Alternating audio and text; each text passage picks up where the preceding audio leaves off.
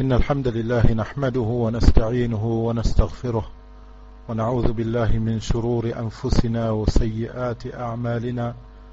من يهديه الله فلا مضل له ومن يضلل فلا هادي له، وأشهد أن لا إله إلا الله وحده لا شريك له، وأشهد أن محمدا عبده ورسوله. يا أيها الذين آمنوا اتقوا الله حق تقاته ولا تموتن وأنتم مسلمون.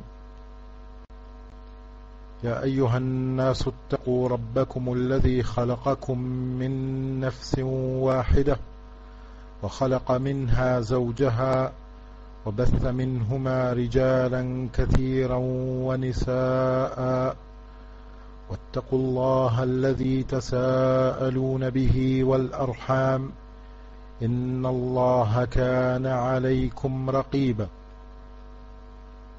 يا أيها الذين آمنوا اتقوا الله وقولوا قولا سديدا يصلح لكم أعمالكم ويغفر لكم ذنوبكم، ومن يطع الله ورسوله فقد فاز فوزا عظيما.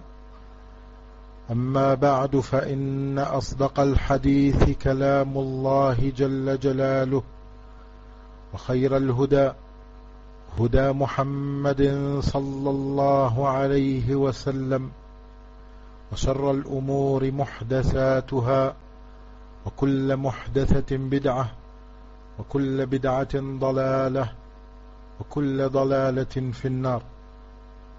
أما بعد. On est toujours avec le premier cours et le premier passage, la première partie du livre de Al-Wajibat Al-Mutahattimat Al-Ma'rifa, ce que tous musulmans et musulmanes doivent savoir. Al-Wajibat Al-Mutahattimat Al-Ma'rifa ala kulli muslimin wa muslima, un ensemble de livres des propos de l'imam Muhammad bin Abdul Wahhab ainsi que ses fils et A'immat al-Da'wa al-Najdiyya, les imams de Najd rahimahumullah ta'ala. قال الإمام رحمه الله: الأصول الثلاثة التي يجب على كل مسلم ومسلمة تعلمها، وهي معرفة العبد ربه ودينه ونبيه محمدا صلى الله عليه وسلم. فإذا قيل لك من ربك فقل ربي الله الذي رباني وربى جميع العالمين بنعمته، وهو معبودي ليس لي معبود سواه. On avait parlé sur Al-Asma' wa Sifat, sur Tawhid al-Rububiyyah, l'unicité de la Seigneurie, Tawhid al-Uluhiyya, l'unicité de la Seigneurie, Tawhid al-Rububiyyah, de la divinité, et les noms et les attributs divins.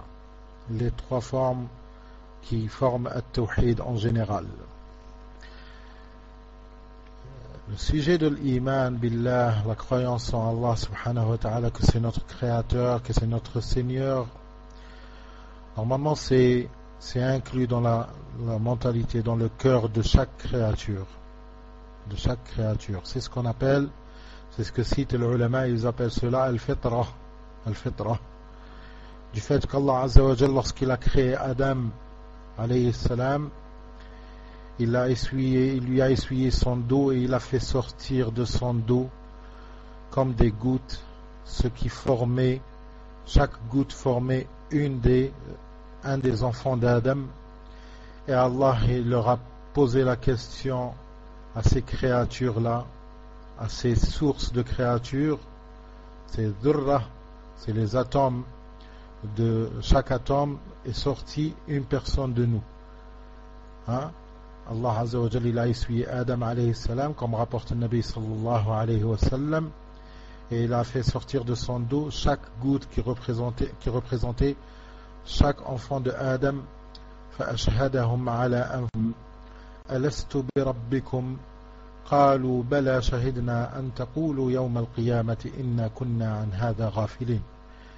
Allah, il leur a fait témoigner sur eux-mêmes ne suis-je pas votre créateur?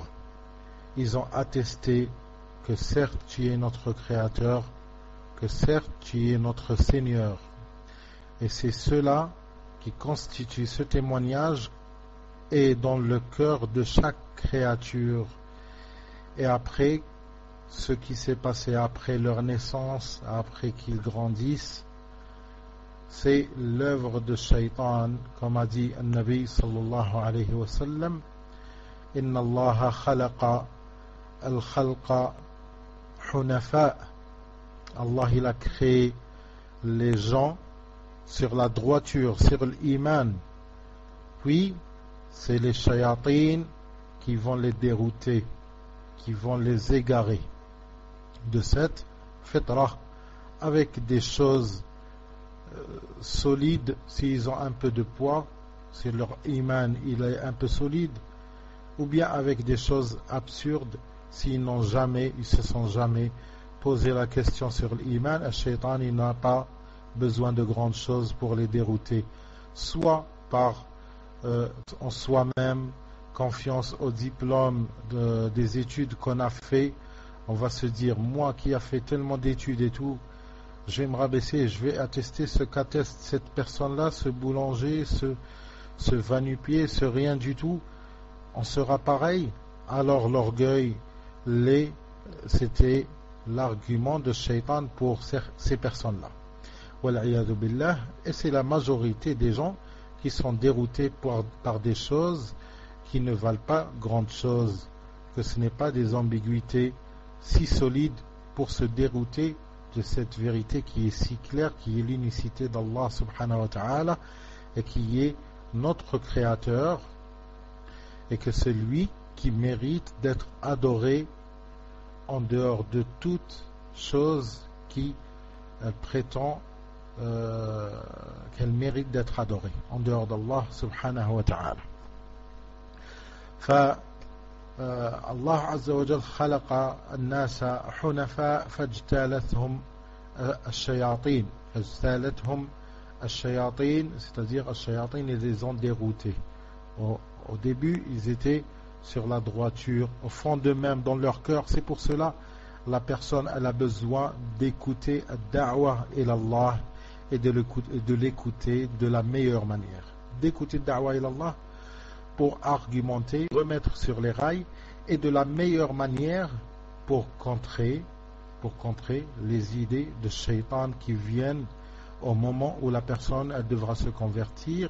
Il lui dit, tu laisses une personne là, elle te parle de cette manière là, ne vois-tu pas de quelle sorte elle te parle, ne vois-tu pas qu'elle se moque de toi, regarde le sourire, un sourire moqueur et tout. Et Shayatin, ils utilisent bien les choses qui apparaissent des gens qui font da'wa ilallah. S'ils trébuchent dans un pas, ou bien ils font des choses qui ne doivent pas se faire avec son interlocuteur, à ce moment-là, Shayatin, ils viennent et ils disent, regarde comment il se moque de toi, regarde pourquoi il blague, pourquoi il fait ceci, pourquoi il sourit. Au fond de lui, c'est un air moqueur, et ceci et cela. Et cette personne-là, si les arguments de l'islam étaient satisfaisants, le Shaitan il viendra à la manière de celui qui lui a fait da'wah. C'est pour cela il nous est toujours appelé à se corriger et à adopter le bon adab, le bon comportement vis-à-vis des musulmans et vis-à-vis des kuffars. وَلَا تُجَادِلُوا أَهْلَ الْكِتَابِ إِلَّا بِالَّتِي هِيَ أَحْسَنُ. Et ne polémiquer avec les gens du livre que de la meilleure manière. Si on entend ça, un discours, un niqash, une polémique qu'on devra entretenir avec les gens, avec des mécréants, si on devra l'entretenir avec eux avec la meilleure manière, ceci devra nous interpeller. Comment devrions-nous nous comporter si notre interlocuteur, si la personne avec qui on va faire le niqash, si la personne avec qui on va faire la polémique, si c'est un croyant? Comment devrions-nous nous comporter si l'islam, si Allah Azza wa Jal nous a appelés à la bonne manière s'il s'agit de gens du livre. Alors quoi penser lorsque c'est un croyant pareil que nous, on devra lui faire le rappel. وَذَكِّرْ فَإِنَّ الذِّكْرَ تَنْفَعُ الْمُؤْمِنِينَ. Les rappels, car le rappel est bénéfique aux croyants. Il est bénéfique aux croyants. Pourquoi? Parce que le croyant, cela ne veut pas dire qu'il sera toujours sur la droiture. Il va déraper, il va glisser, il va faire des choses que le croyant ne devra pas faire. C'est pour cela qu'on devra lui faire le rappel à l'ordre, le remettre sur les rails. Il a glissé, Allahu Ta'ala a'lam, et c'est à cause de quoi qu'il a glissé. Nous, notre mission, elle est de lui faire le rappel, de faire ad-da'wa ila Allah, et de faire l'amr bil ma'rouf, et de faire an-nahy anil munkar. Et on a vu que Allah il nous appelle à la meilleure manière lorsqu'il s'agit des gens du livre. Alors ça devra nous interpeller lorsqu'il s'agit d'un frère comme nous, ou bien d'une sœur pour les sœurs, d'une sœur comme nous, comment devrions-nous nous comporter vis-à-vis de cette personne-là? Ce n'est pas en la blâmant devant tout le monde, ou bien en lui faisant le rappel devant des gens, car comme il disait les ulama, an-nasihatu amama an-nasi fadiha. An-nasiha, le rappel devant les gens, c'est une fadiha. Tu es en train de divulguer ses actes. Tu es en train de le mettre dans une situation où il est encore le plus lointain à accepter ton message. Ce qui l'arrangera, le plus important, c'est corriger son image et non pas corriger son din lorsque sa mauvaise image elle est établie devant tout le monde. C'est pour cela on devra faire très attention lorsqu'on fait ad-da'wa ila Allah. On devra apprendre l'adab, ça s'apprend. L'akhlaq, ça s'apprend. Il y a les cours qui s'apprennent par les livres, par l'écoute, par les doros et tout. Et il y a les cours qui s'apprennent par la manière, lorsqu'on voit les gens dotés de adab, enveloppés de ni'ma min Allah par des bons comportements et tout, c'est ce que les salaf ils appellent as-samt. As-samtu, c'est le comportement, comment la tenue, comment on doit se comporter, comment on doit parler, comment on doit faire nasiha, comment salaf rahimahumullah, ils racontaient ce qu'ils étaient à l'époque de l'imam Ahmad rahimahullah. Il disait qu'il y avait dans l'assise de l'imam Ahmad rahimahullah, il y en avait des milliers qui assistaient au cours de l'imam Ahmad rahimahullah. Il y avait 5000 qui apprenaient le hadith et il y avait 5000 ou plus qui apprenaient as-samt. As-samt, c'est le nom. Il apprenait de l'imam Ahmad comment il parlait, comment il regardait les gens, comment il aimait le bien pour les gens, comment il lisait, comment il faisait attention à ce que tout le monde ait écouté les passages, comment il voulait le bien, tout cela forme as-samt, la manière de l'imam Ahmad rahimahullah, que lui-même il a appris des livres et de ses shuyukh et de ses imams à son époque lorsqu'il était un élève. Il a appris tout cela et ceci forme la sunna de Nabi sallallahu alayhi wa sallam. Sallallahu alayhi wa sallam. Naam.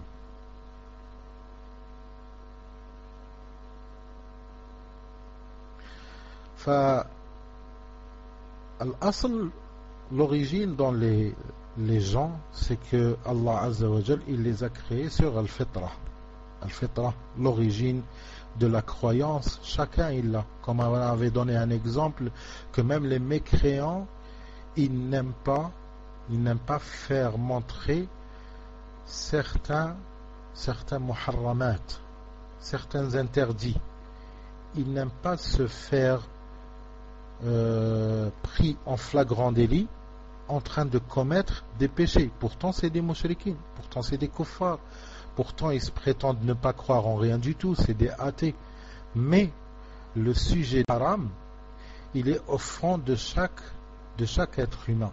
Il est au fond de chaque être humain. Après, cette personne-là, elle s'éloigne de plus en plus, plus elle donne son écoute à Shaitan pour la dérouter. Plus elle donne son écoute à Shaitan pour la dérouter, après elle n'aura plus aucun interdit dans son cœur. Comme on sait très bien, le kuffar, ce n'est pas tous qui aiment zina. La fornication, certes, c'est interdit. Et les kuffars, s'ils la font, personne d'entre eux, plutôt on va dire beaucoup d'entre eux, n'aiment pas se voir dévoiler devant tout le monde comme quoi celui-là il a fait avec tel et l'autre elle a fait avec celui-là. Et tout cela min al-muharramat, certes, chez nous al-muslimin, chez eux aussi, s'ils adoptaient la religion des gens du livre et tout, juifs, chrétiens et tout. Mais même ceux qui n'adoptent pas aucune religion, ils n'aiment pas se voir dévoiler. Au contraire, lorsqu'il va commettre ce péché-là, il va faire le possible et des fois l'impossible pour ne pas se faire attraper, avoir fait ce péché-là. Et tout cela, c'est l'origine qui est en train de parler. L'origine qui est en train de parler dans ces gens-là. Ce qui veut dire comme quoi ces gens-là, le message n'est pas loin. Le message, il n'est pas loin d'être accepté de la part de ces gens-là. Comment il peut être alors que Allah subhanahu wa ta'ala, il a envoyé Moussa alayhi salam et la Pharaon et il a fait aider par son frère, il leur a dit فَقُولَا لَهُ قَوْلًا لَيِّنًا لَعَلَّهُ يَتَذَكَّرُ أَوْ يَخْشَى فَقُولَا لَهُ قَوْلًا لَيِّنًا. Dites-lui, vous deux, allez à Pharaon et dites-lui la bonne parole. فَقُولَا لَهُ قَوْلًا لَيِّنًا. Al-lin, c'est la douceur. Al-lin, c'est la douceur. C'est de choisir des choses douces. Comme quoi, si on vient te parler d'Allah, de l'Yawm al-Akhir, de l'Jannah et de l'Nar, c'est qu'on voudra du bien pour toi. On aurait pu s'en passer de ne pas te faire parvenir le message de l'islam, mais on a envie que tu goûtes à la bonté d'Allah et ce que Allah il a envie de toi. Et il a envie, Allah, de toi, que tu ne périsses pas en enfer, mais au contraire que tu lui obéisses et qu'il te couvrira de ses bontés fit dunya. Et Yawm al-Qiyamah, le jour où tu mourras, tu seras encore comblé par des bontés d'Allah dans ta tombe, dans ta deuxième vie, qui est la vie de la tombe. Alamu al-Barzakh, le monde de l'Barzakh. On a le monde d'ici-bas, ce qu'on est en train de vivre. On a le monde du Barzakh. Barzakh, c'est un monde, le monde des tombes. Et après, on a le troisième monde qui est Yawm al-Qiyamah. Imma ila jannatin wa imma ila nar. Imma ila jannah, soit au paradis, soit à l'enfer. Trois mondes. Ce monde qu'on est en train de vivre. Et le deuxième monde, le monde des tombes, qui s'appelle Alamu al-Barzakh, qui est le monde du passage entre les deux mondes. Et Alam, et après Yawm al-Qiyamah, qui est Al-Jannah ou Al-Nar. À ce moment-là, c'est l'éternité. À ce moment-là, c'est l'éternité. Naam. On a envie que tu gagnes cette récompense. Cette récompense que si tu ne gagneras pas, tu n'auras pas le droit de revenir. La bonne parole, la meilleure manière, l'interlocuteur, il entendra la douceur, il sentira le bien qu'on veut pour lui. Non pas, tu vas rester toujours comme ça, égaré, a'oudhu billah. Mais jusqu'à quand ta tête elle sera dure et tout.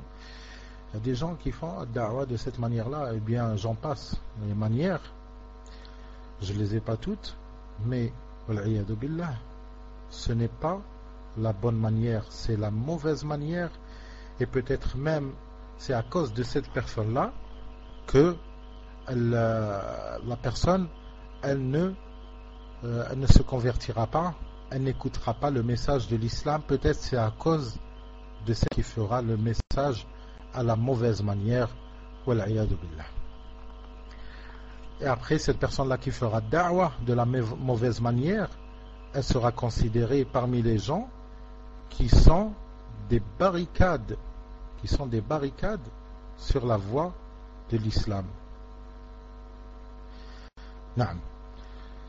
قال الشيخ فإذا قيل لك من ربك فقل ربي الله الذي رباني وربى جميع العالمين. On avait parlé avant sur les ni'am d'Allah. On avait donné des exemples sur cela et tout. Et on voit les bontés d'Allah, même que des choses, on considère que c'est des mauvaises choses, ce que certains appelleraient les mauvais tours de la vie, mais en vérité cela fait partie des ni'ma d'Allah subhanahu wa ta'ala. Ça fait partie des ni'ma d'Allah. Combien de personnes on a entendu qu'elle s'est convertie à l'islam, mais il a fallu qu'il paie la personne la plus chère à lui, ou bien l'ami le plus cher, l'ami de sa vie, pour que cet ami-là qui est mort devienne une ayah min ayatillah, un des signes d'Allah pour cette personne-là, un des messages d'Allah subhanahu wa ta'ala pour cette personne-là, pour qu'elle se réveille. N'est-il pas encore le temps?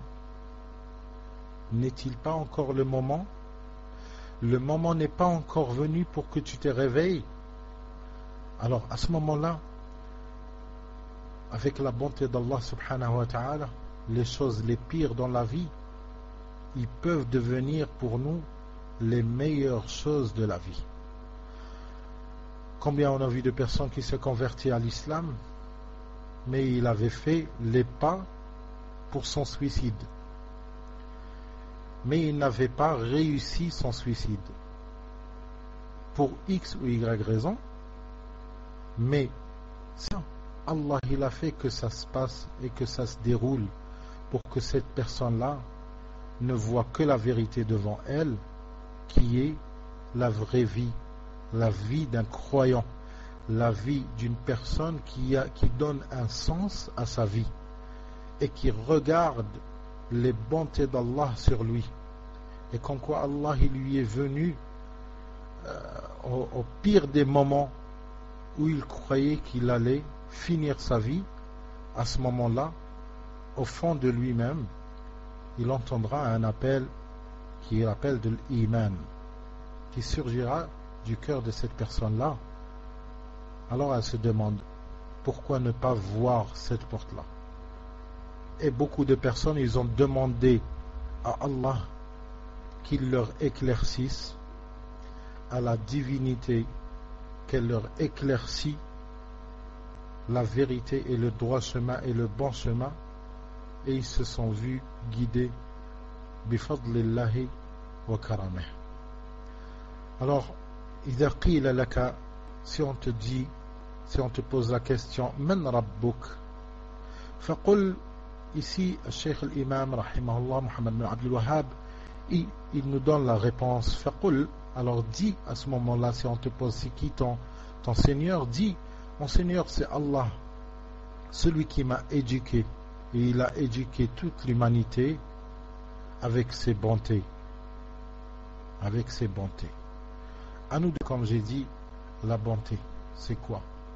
Beaucoup de personnes, leur esprit est couvert de précipitation et tout. Il faut la bonté seulement dans l'argent, la bonté dans le bon poste professionnellement parlant. La bonté, c'est une épouse qui t'obéira, qui ne fera que t'obéir, alors que la bonté, des fois, c'est dans le contraire.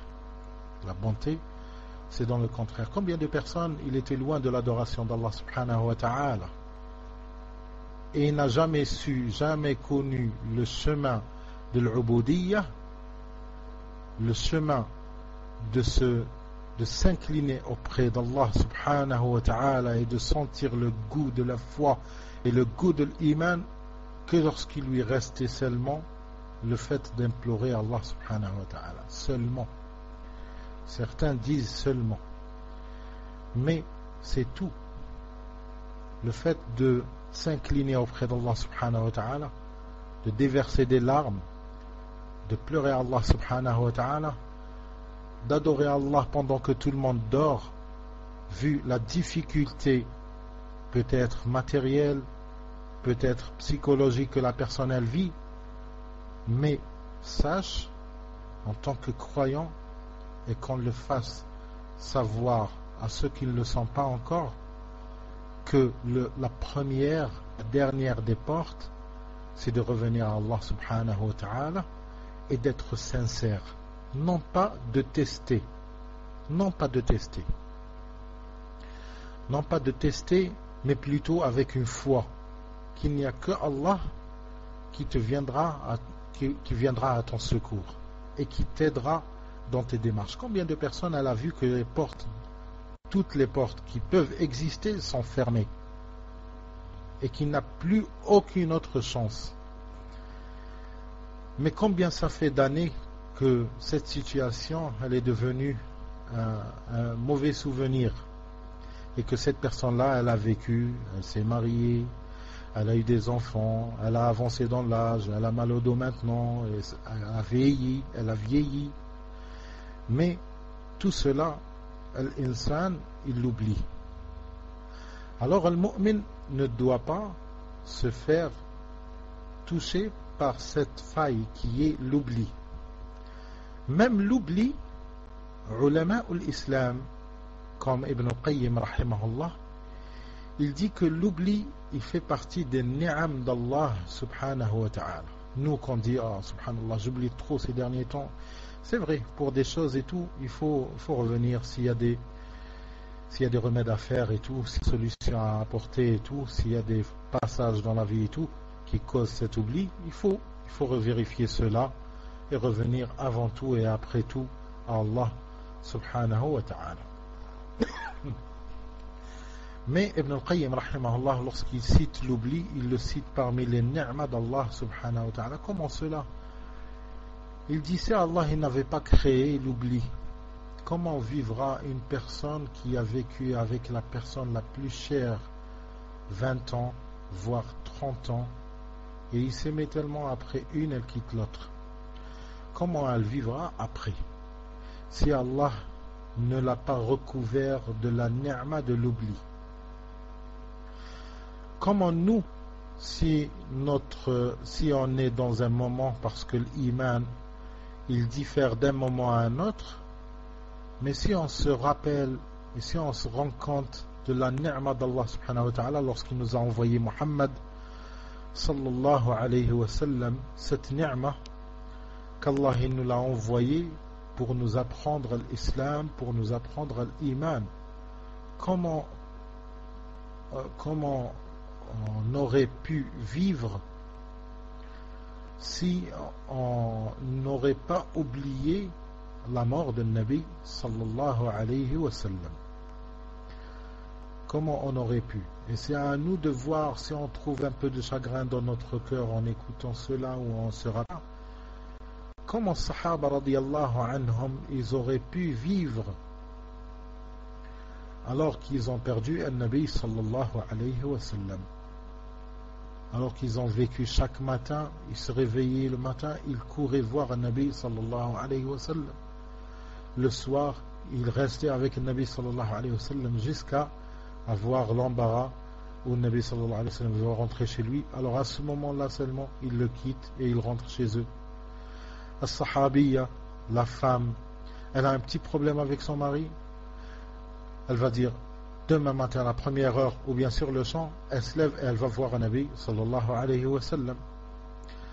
As-Sahabiyya, pendant les guerres saintes avec le Nabi sallallahu alayhi wa sallam, elle perd son mari, il est mort, elle cherche, ils lui disent tu cherches ton mari, il est décédé. Elle pousse ces gens-là. Tu cherches ton frère, il est décédé, elle les pousse. Il leur a dit elle leur disait, il est où le Nabi sallallahu alayhi wa sallam? Où est-ce qu'il est Muhammad sallallahu alayhi wa sallam? Son mari vient de mourir, son frère vient de mourir, ses enfants ils viennent de mourir. Une femme, une sahabiya, elle a perdu 4 de ses enfants dans la même guerre, et elle posait toujours la question en se défoulant devant les gens, en les poussant, en les repoussant. Où est Nabi sallallahu alayhi wa sallam? Qu'est-ce qui a touché Nabi sallallahu alayhi wa sallam? Qu'est-ce qui... Après, lorsqu'ils lui disent que Muhammad sallallahu alayhi wa sallam est sain et sauf, à ce moment-là, elle dit, toute fitna après toi, elle est rattrapable, on peut la rattraper. On peut se relever après qu'on ait su que rien ne t'a touché de mal, ya Rasulallah sallallahu alayhi wa sallam. Comment ils ont pu vivre ces sahaba et ces sahabiyat, comment ils ont pu vivre si ce n'était pas ni'mat al-nisyan, le nisyan momentané, mais sinon leur nisyan il était limité à des choses en la personne de Nabi sallallahu alayhi wa sallam, mais sinon ils ont vécu avec la sunna de Nabi sallallahu alayhi wa sallam toute leur vie. Comment at-tabi'in ils ont pu vivre après qu'ils aient quitté le dernier des sahaba, le dernier qui a vu un Nabi sallallahu alayhi wa sallam? Comment ils ont pu vivre dans une époque où il n'y a plus, ça n'existe plus, allons voir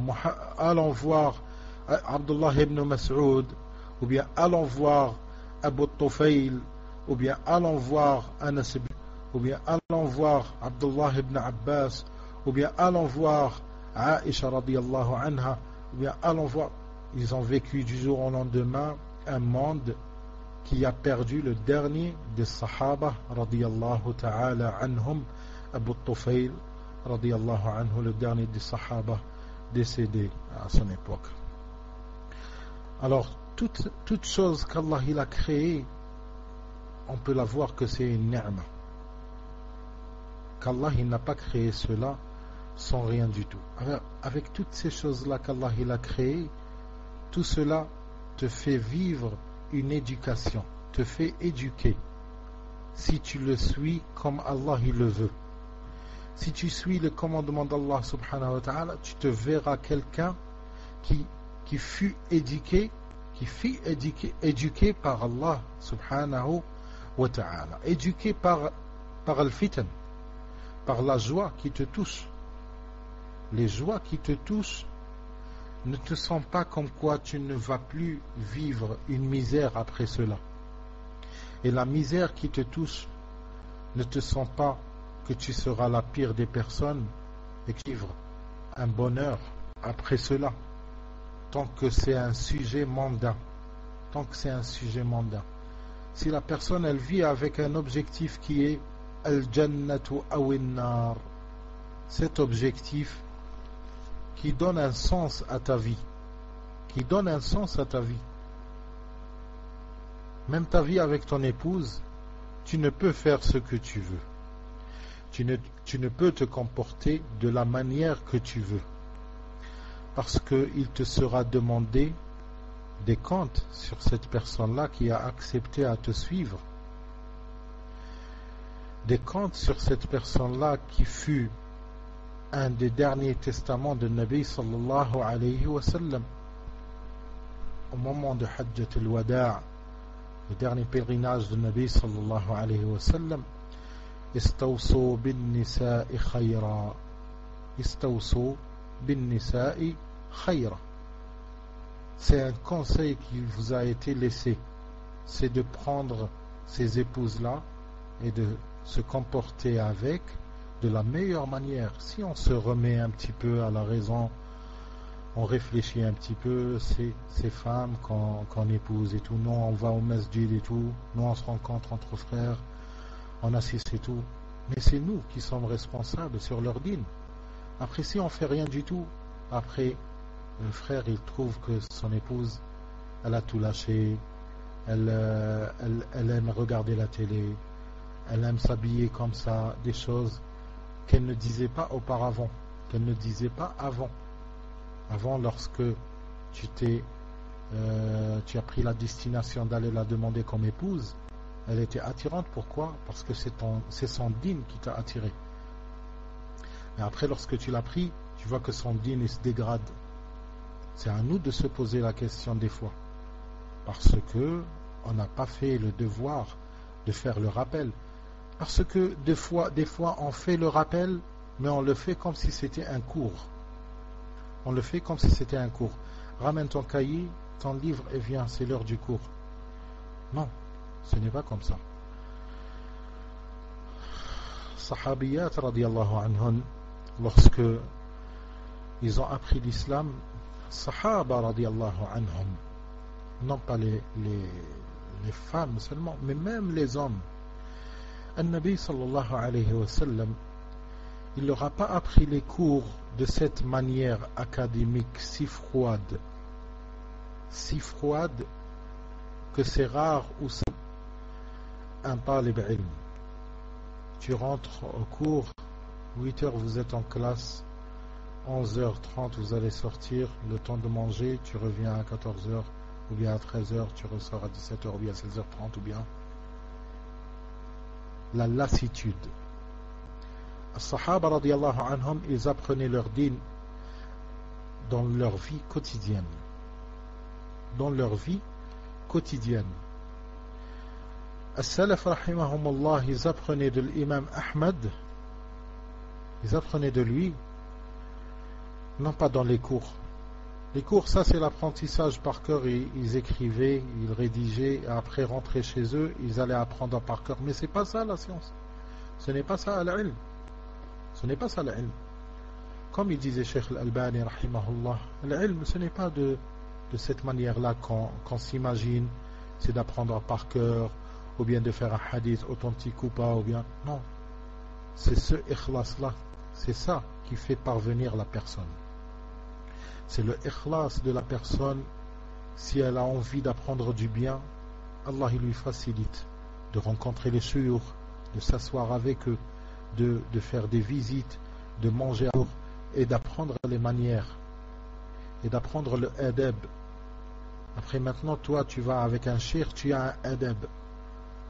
Après tu reviens avec ton frère du 7-8 ou bien du 9-5 ou bien de ses numéros de téléphone ou bien je ne sais quoi. Tu viens et tu parles avec lui comme si tu n'es pas un talib ilm et comme si tu n'étais pas, ça fait une demi-heure avec un cheikh min al-mashayikh. Et on retrouve ça, beaucoup d'entre nous, on connaît très bien cela, on sait très bien, pas pour viser géographiquement, mais on sait très bien que si on part de France, on va en Arabie Saoudite, ce frère-là il est avec tel cheikh, ce frère-là il est avec tel cheikh, et après lorsqu'on se rencontre, on se regroupe encore une fois à l'hôtel ou bien dans la maison de quelqu'un, après on recommence à parler la mauvaise manière, les insultes, c'est comme si c'est un point-virgule, le voyoutisme. Non. Cette manière-là, ça ne va pas te donner de la science, même si tu resteras 10 ans. Et on a des exemples. On a des exemples qu'ils ont côtoyé des shuyukh 10 ans, voire plus. Mais lorsqu'ils viennent en France, ou bien ils donnent des cours, vous entendez la manière vulgaire, ou bien lorsqu'ils parlent de tijara, c'est comme si on distingue le din de tijara. On ne fait pas rentrer tijara dans le din. Ça parle de pognon maintenant. Non, ce n'est pas comme ça. On ne va pas avancer. On ne va pas trouver du changement dans notre cœur. Lorsque tu parles avec un frère et tout, on dirait salaf salih, masha'Allah. Après, lorsque tu parles avec ta femme, ou bien ta femme, la sœur hafidatul Qur'an, la salafiyya, qui se fait montrer du doigt de toutes les sœurs et de toutes les filles, comme quoi c'est l'exemple. Après, lorsqu'elle parle avec son mari, billah, sans décrire. Tout ça, pourquoi? Parce que on ne veut pas apprendre, on ne veut pas se laisser guider par Allah. On ne change pas de manière. Lorsqu'on ne change pas de manière, à ce moment-là, on aura accepté l'islam dans des choses, dans l'ilm, on parle comme si on était des salafs. Et après, lorsqu'on rentre chez nous, on reparle comme si on était ni barbe, ni djilbab, ni rien du tout. Non.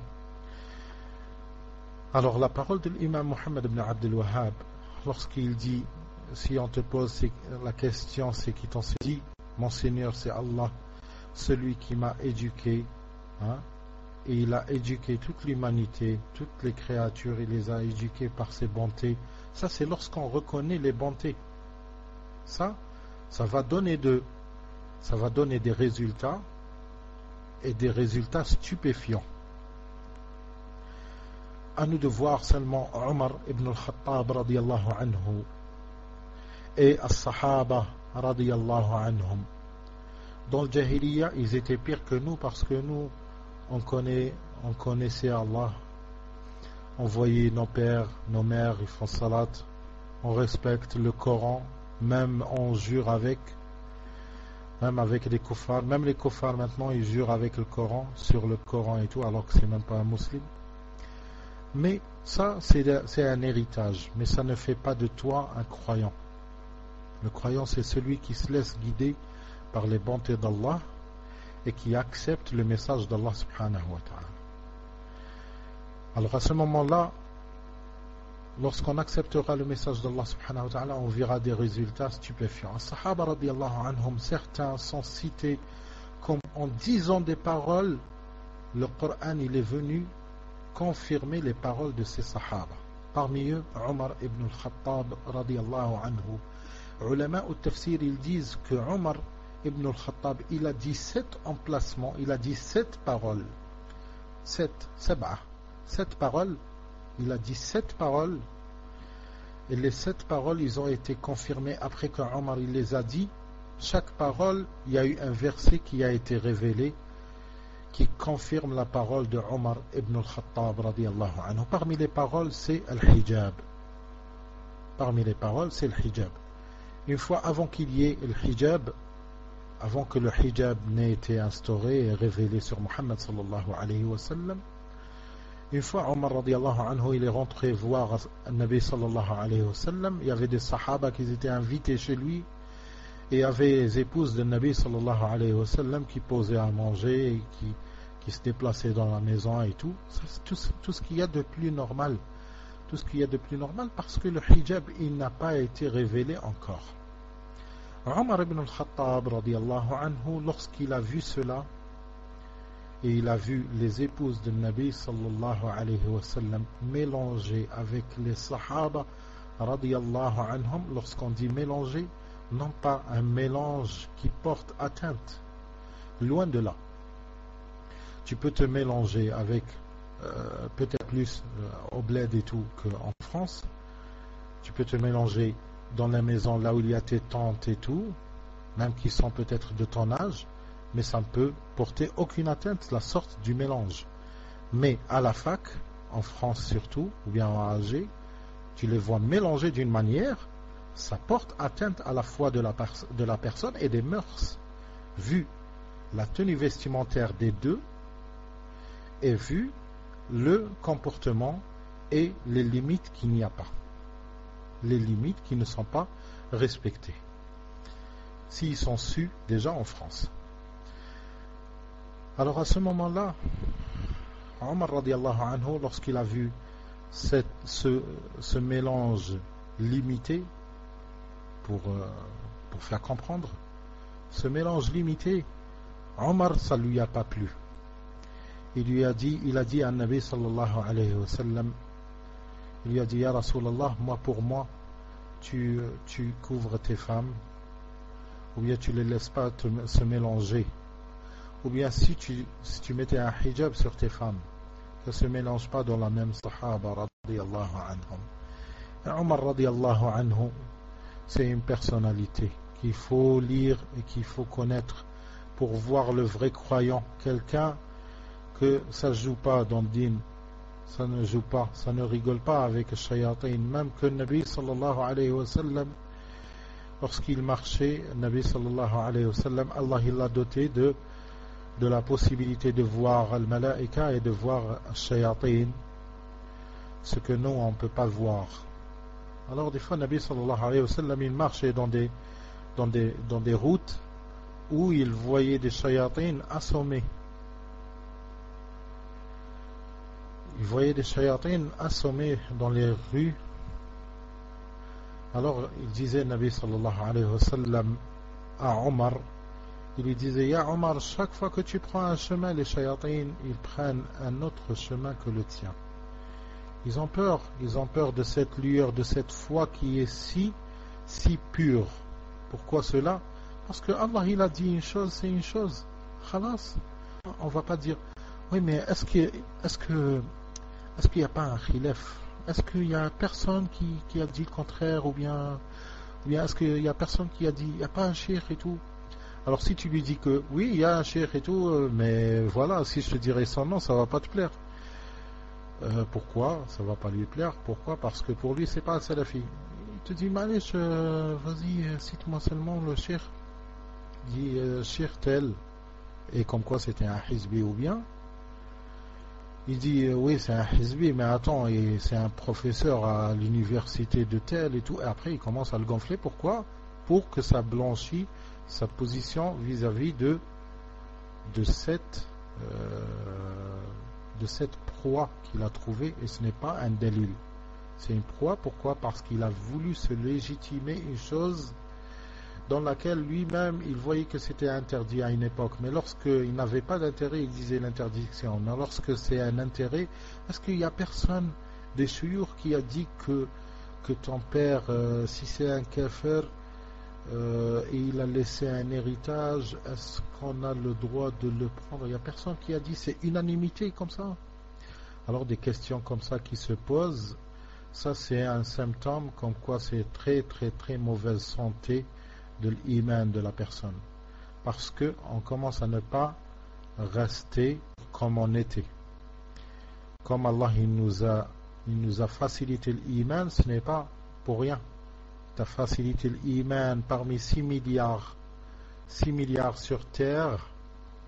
Il t'a choisi toi, et que chacun de nous se pose la question: pourquoi j'ai été choisi? Pourquoi moi, qui suis à Barbès, ou bien qui suis à Alger, ou bien qui suis à Marseille, ou bien qui suis à Honolulu, ou bien qui suis à Baden-Baden, ou bien pourquoi Allah il m'a choisi moi d'être musulman?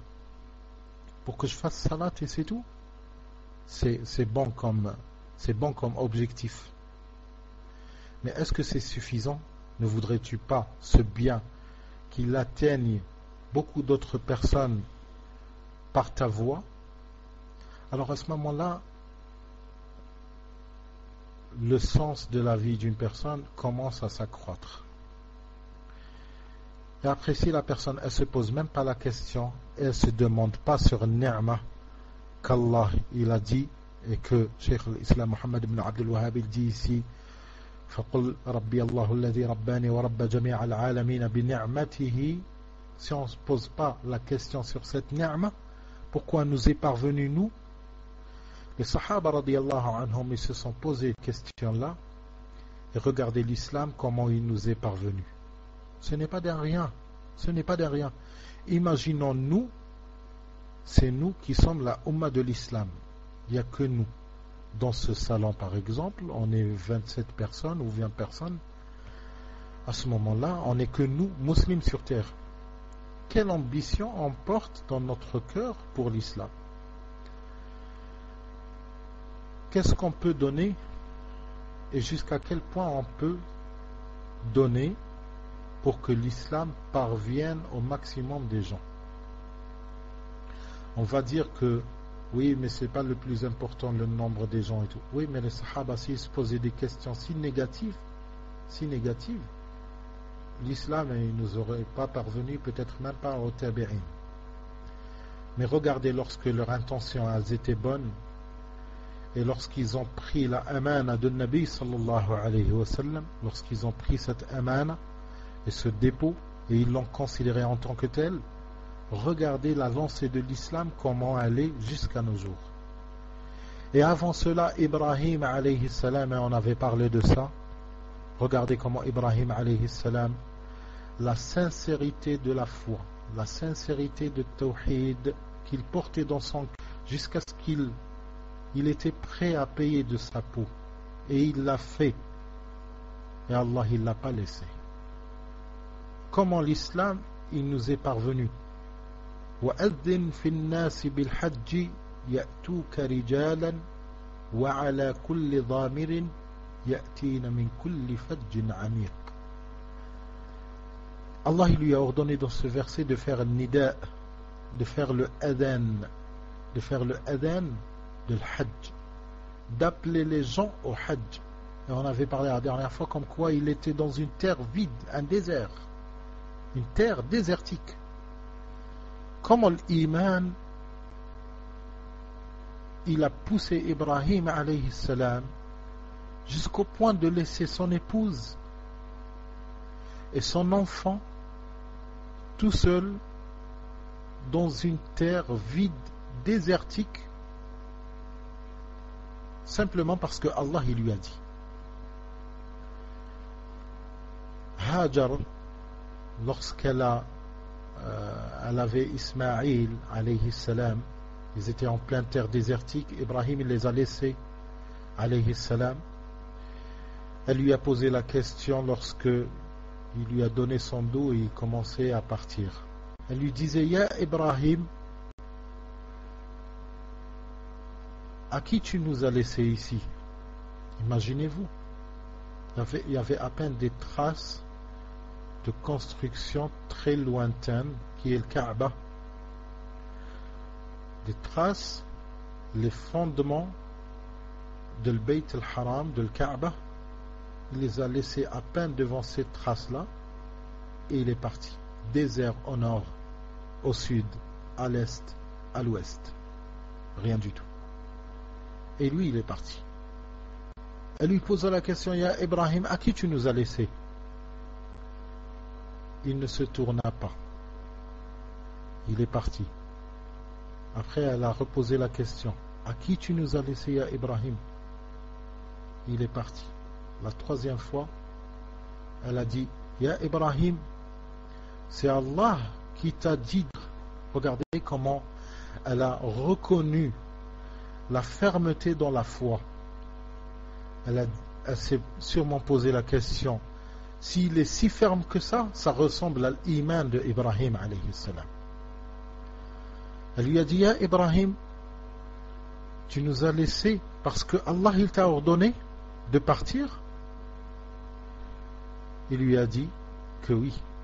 Il lui a montré que oui. Elle lui a dit: alors pars. Allah, il ne nous laissera pas tomber. Comment ils ont su cela? Parce qu'ils lisent, ces gens-là, dans leur iman, ils lisent les actes. Ils lisent les jours qui passent. Ils lisent les fitnas qui leur arrivent. Ils lisent les épreuves de vie. Ils lisent pourquoi les gens, tous ils sont contre eux. Pourquoi ceci, pourquoi cela. Ils lisent cela sous la lumière de l'iman. Et lorsqu'ils ont lu cela, c'est devenu un manhaj.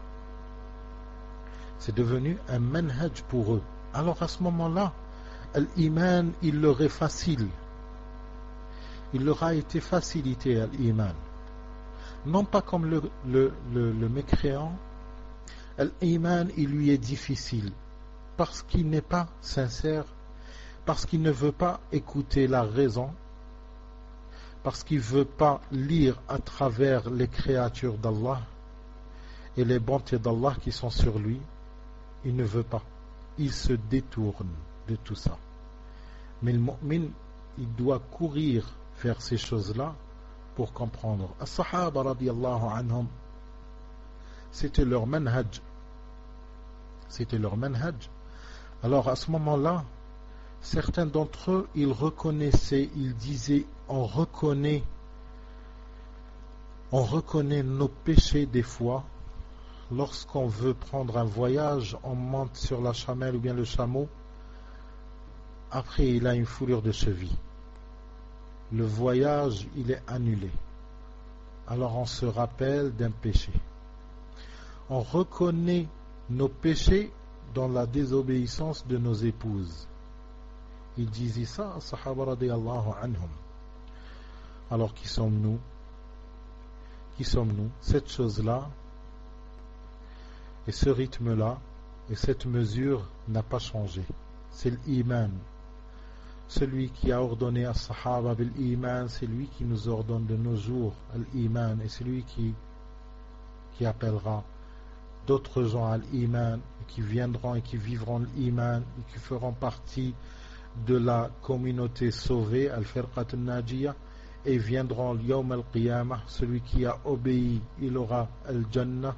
Celui qui a désobéi, il aura an-nar. Celui qui aura désobéi, il aura an-nar. Alors le sujet de Faqul Rabbi Allahu alladhi Rabbani, mon Seigneur c'est Allah, celui qui m'a créé, la communauté, l'humanité entière, toutes les créatures, avec ses ni'mas. Ce n'est pas un sujet qui, on peut dire comme les ikhwan, ils disent, les ikhwan, les muflisin, ils disent ainsi que d'autres, ils disent le tawhid, le iman, le sujet de tawhid, c'est un quart d'heure. Tu lis un quart d'heure, ça y est, hop, c'est tawhid, il est dans la poche. C'est vrai, si c'est une simple lecture, c'est dans la poche, vite fait. Après, est-ce que c'est une conception de vie? Est-ce que c'est une foi? Est-ce que c'est devenu une foi?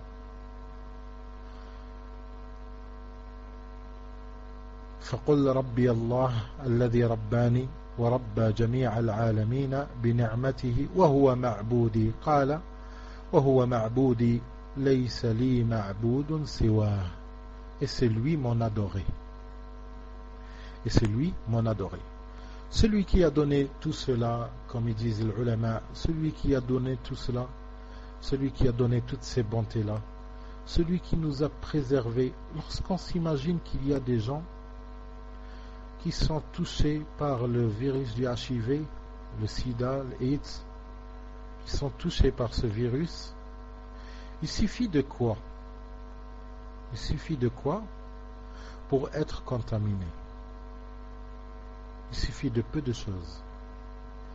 Des fois des choses qu'on pourra décrire de bêtes. Des choses qui arrivent jour et nuit à des milliers de personnes. Mais comment cela fait-il qu'on est préservé? Les microbes qui sont dans l'air, si on commence à calculer, qu'est-ce qu'ils attendent pour qu'ils te touchent, pour qu'ils y pénètrent? Qu'est-ce qui manque? C'est l'ordre d'Allah subhanahu wa ta'ala. Les tumeurs, c'est à cause de quoi? À cause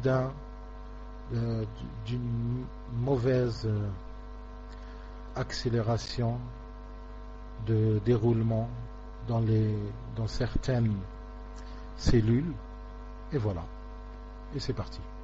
Cette personne-là, après une semaine, peut-être elle n'existera plus. Un cancer fulgurant. Mais c'est quoi qui a déclenché ce cancer de cette personne-là et qui a épargné des centaines, des milliers, voire des millions? C'est dû à quoi? C'est la protection d'Allah subhanahu wa ta'ala. C'est la protection d'Allah subhanahu wa ta'ala.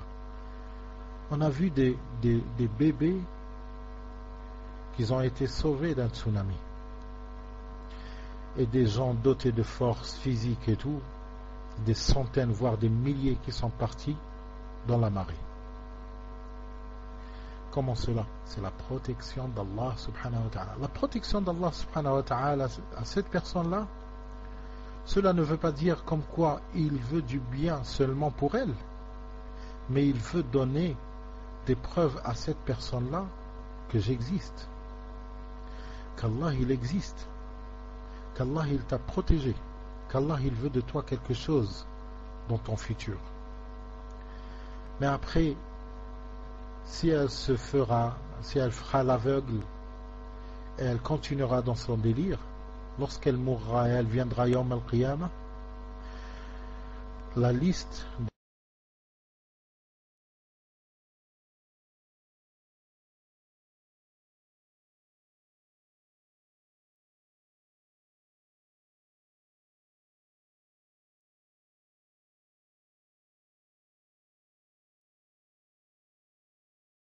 des ni'mas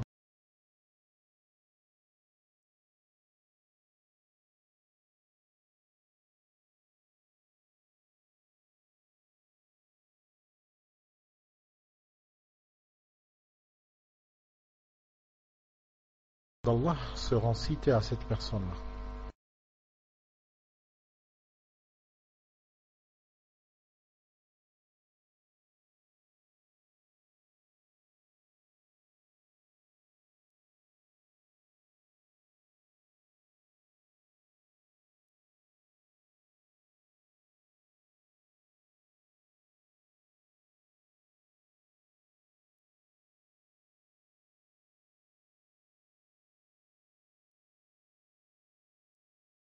Ceci t'avais-je pas.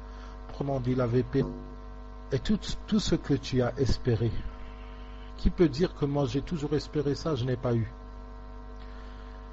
La personne, elle peut être, comme j'avais dit au début, elle peut être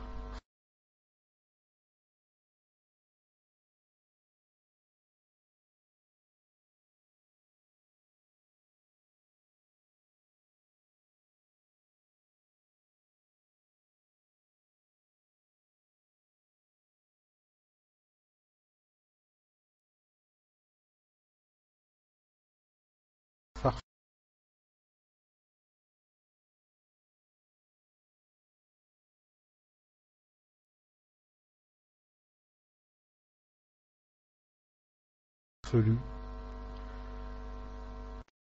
Ce n'est pas ça qui fait de toi quelqu'un qui a un objectif dans la vie. Et ce n'est pas ça qui donnera un sens à ta vie.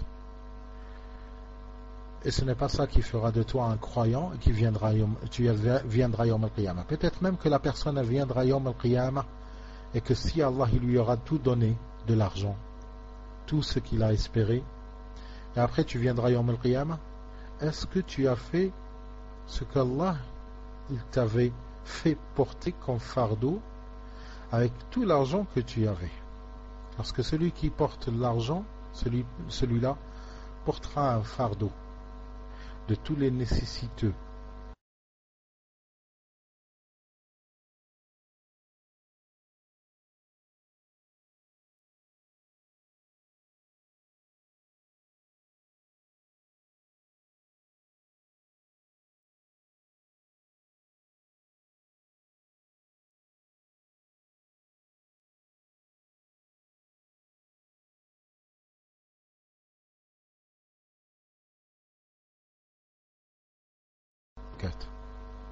Et il ne paye pas zakat. Combien de personnes elle a juste de quoi manger le matin et le soir, mais zakat al-fitr, il court toute la matinée pour la ramasser, le nombre de sa famille, et il la déplace jusqu'aux nécessiteux qui n'en ont pas. Combien de pauvres ils ont, combien de riches ils n'ont aidé personne, et combien de riches ils ne se sont même pas aidés eux-mêmes. Naam. Tout cela, la personne elle devra se poser la question sur cela, sur ces ni'mas. Celui qui t'aura recouvert de toutes ces ni'mas, celui-là, comme ils disent les ulama, c'est lui qui mérite d'être adoré. Subhanallah. Subhanallah. Celui qui nous donnera tout cela.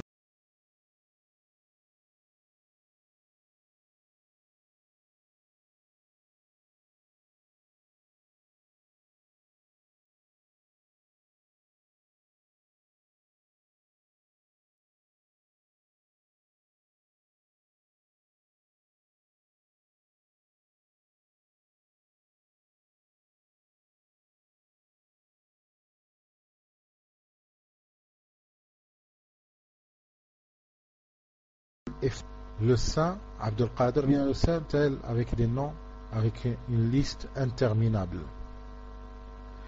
les divinités adorées en dehors d'Allah subhanahu wa ta'ala, simplement, dans notre pays seulement, elles s'élèvent à 6000. Des chiffres officiels.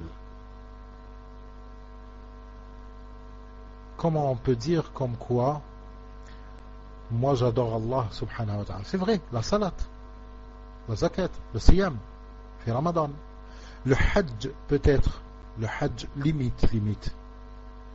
Combien il y en a qui vont en hajj et après ils invoquent autre qu'Allah subhanahu wa ta'ala ou l'iyadu billah. Combien il y en a ceux qui adorent autre qu'Allah parmi ceux qui disent